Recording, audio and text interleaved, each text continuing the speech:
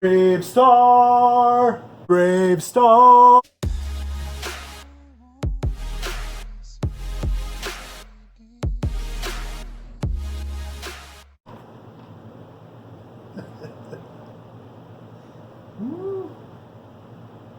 Yes, yes, yes. Also, before I forget, this is part two of the Bravestarr saga, right?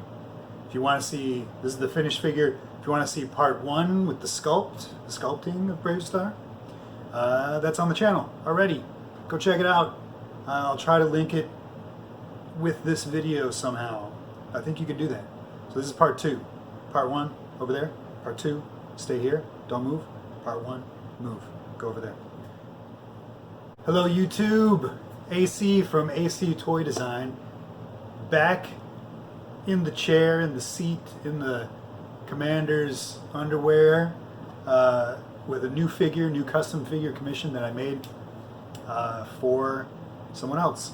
And today, this time around, it's Bravestarr. Bravestarr! Bravestarr! Powers of Hawk, Wolf, Puma, and Bear.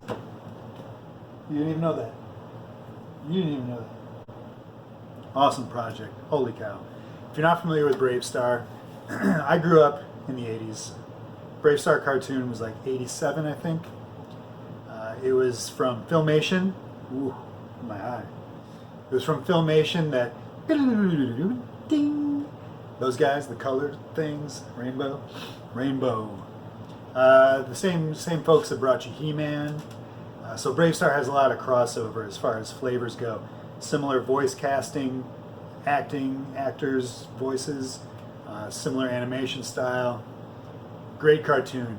Bravestarr, Marshall Bravestarr is a Native American sheriff in New Texas, I believe it's called. He battles Tex Hex, kind of his Skeletor to his Skeletor to his He-Man. He-Man? I don't know. He's not He-Man. Totally different. Not to take anything away from Bravestarr. He's awesome. But yeah, check it out. Great cartoon. So when I got the commission, I did a deep dive on the episodes, which is always good to have your reference material, because one thing I learned on this project is to always pay attention to the details of your character's design. I had finished, thought I finished the entire sculpt, and then I watched an episode where he's running away from something, and I saw his back. There's all these details that I didn't realize were back there. So I went back and I put him on his back. So yeah, pay attention to detail. I also learned a lot about color theory. Color theory is the rhyme and reason behind what colors go together and work, what they do for the character, how they express the character, how they make you feel as the sort of viewer or consumer or whatever it is. It goes into everything from your art, your painting, custom action figures, how you dress or don't dress. You don't have to dress. Don't dress if you don't want to. I'm only dressed from like the top up, nothing else. What you're about to see is the finished figure.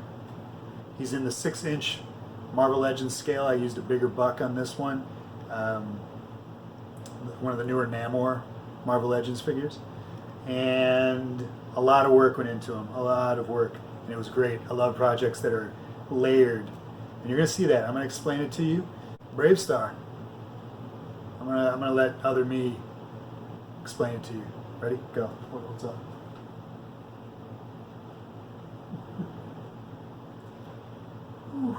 All right, so let me break down this Marshall Bravestarr for you from the 1987, I believe, Filmation cartoon.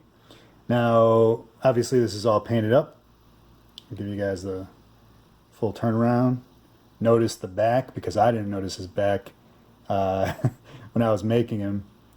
There's very few shots of his back in the cartoon, but there are a lot of details when you do see it. So I made sure to work those in. So from the beginning, and if you look on Patreon, you'll be able to see every step of this guy, from the Namor Submariner Marvel Legends figure that he started as with a ton of extra parts, completely stripped down.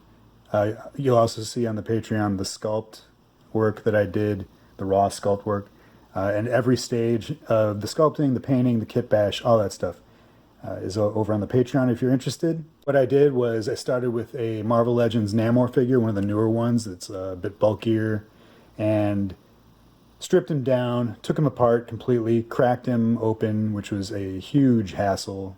He didn't want to crack like your normal Marvel Legends. And I explained how I did all that. I put him in the freezer and made it easier to crack open. So once I got that done, I did all the joint prep.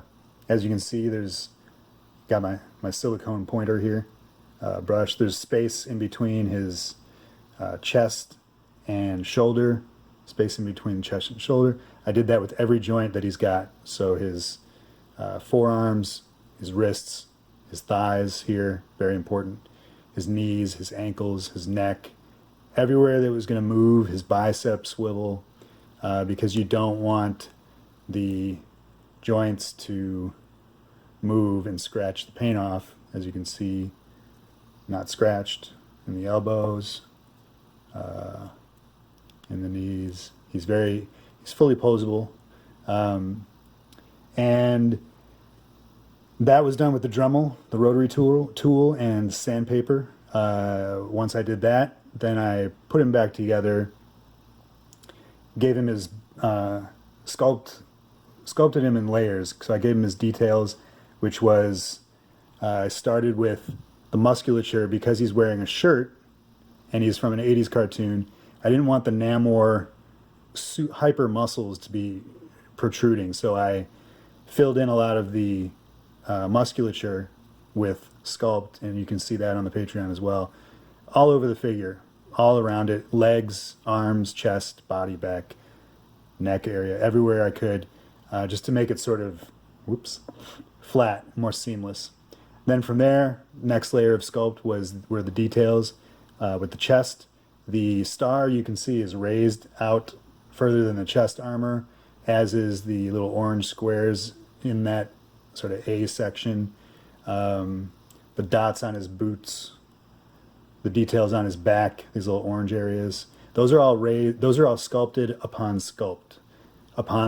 So it's like the third layer from the musculature fill-ins to the first layer of armor here, the blue stuff. These yellow, the blue, that was all the first layer. The second layer was the little squares, the star. I sculpted the detail on his cuffs there, his wrist cuffs. The head, sculpted the detail, let's focus there. On the hat, the rim, the blue around, the red sunburst or the orange-red sunburst. His entire head was sculpted, all that hair was sculpted. As you can see, the details in there, because this head sculpt, this was a Century, Marvel Legends Century resin cast that I had sitting around, and it was bald, no hair. So I sculpted all the hair. I sculpted the ears. He had no ears. The ponytail was from another female Marvel Legends figure that I grafted on before I sculpted the details. And I'll show you his second head here in a second. But that's pretty much the sculpt, belt buckle and the belt. I also added just some kit bash parts here for his holster, and his neutralizer fits perfectly right on there, kind of like clips in. You just give it a little twist and pop. Antenna was kit bash, just some fodder that I had. So once the sculpt was done, then it was the painting. And the painting, again, you can see the whole process on the Patreon. With my light gray base coat, I don't prime anything with actual primer. I prime it with paint.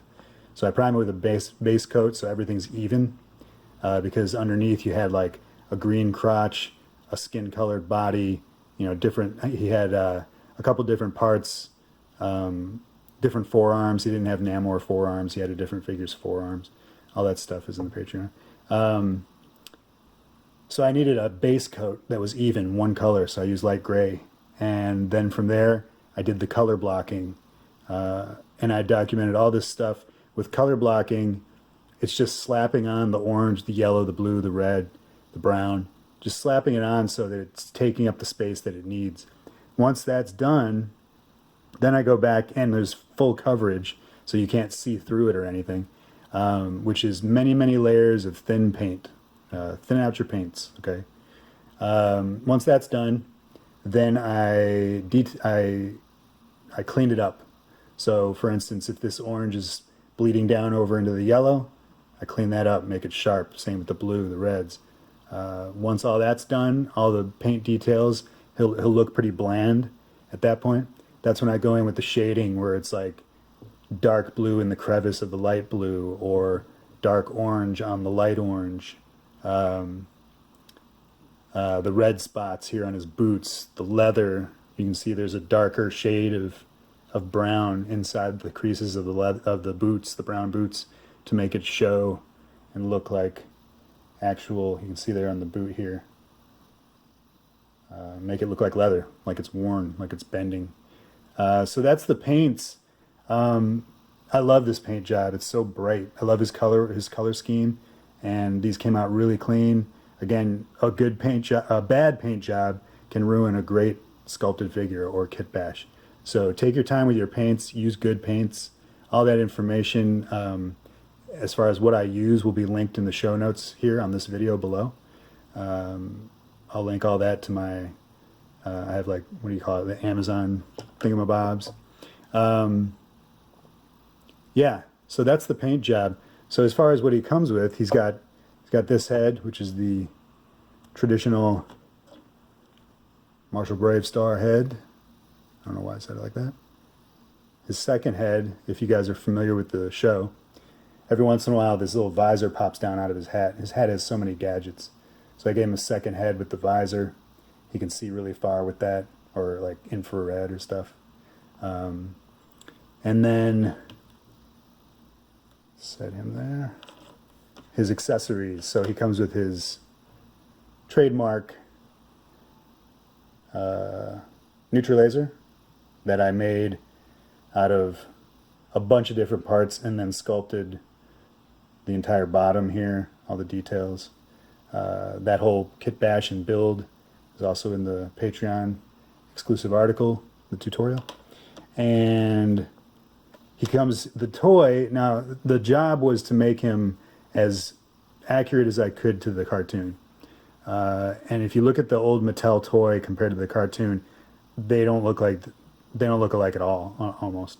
Completely different character for the most part. But the Mattel toy does come with a rifle, so I did my own sort of take on the rifle here. And this is also a kit bash of about 1, 2, 3, 4, 5 different accessories, 6 different accessories that I put together and glued together. There's a couple articles that I did on this actually on the Patreon. Painted it the same way with the blocking and the shading. I actually did a black wash over the silver parts to give it some detail, make the details pop. And then another deep cut. There's an episode where Bravestarr, on his belt, he's got like a dimensional pocket that, I don't know, I'm sure it's not supposed to be a dimensional pocket. He's always pulling stuff out of it, out of nowhere. So there's an episode where he pulls out a tomahawk. It's got a red feather and he chucks it at somebody. And I made that. So that and the second head that's on him right now with the visor, those were not requested by the client. I just thought I'd throw them in because I think every Bravestarr, I like to do surprises with all my figures, little extra stuffs that the client doesn't know about, to surprise them and make them happy. And so this is a couple of those that I did, and I really like how it turned out. So that is pretty much him. I'm going to throw it back to me. Go take it over, me. So I hope you enjoyed that look at one of my favorite projects that I've ever worked on. It was a lot of fun. If you would like a deeper dive on this Bravestarr figure and any of my other projects, please check out my Patreon. That is patreon.com/actoydesign. help out there and support there translates into the YouTube channel. More videos more often. You can sign up for as little as $1 a month and get all kinds of content, behind the scenes tutorials, articles, Q&As, how-tos, exclusive looks, first looks, previews, and also it's the home of the Patreon exclusive podcast, You Like Toys. You Like Toys, that's the name of my podcast. And it's only on Patreon.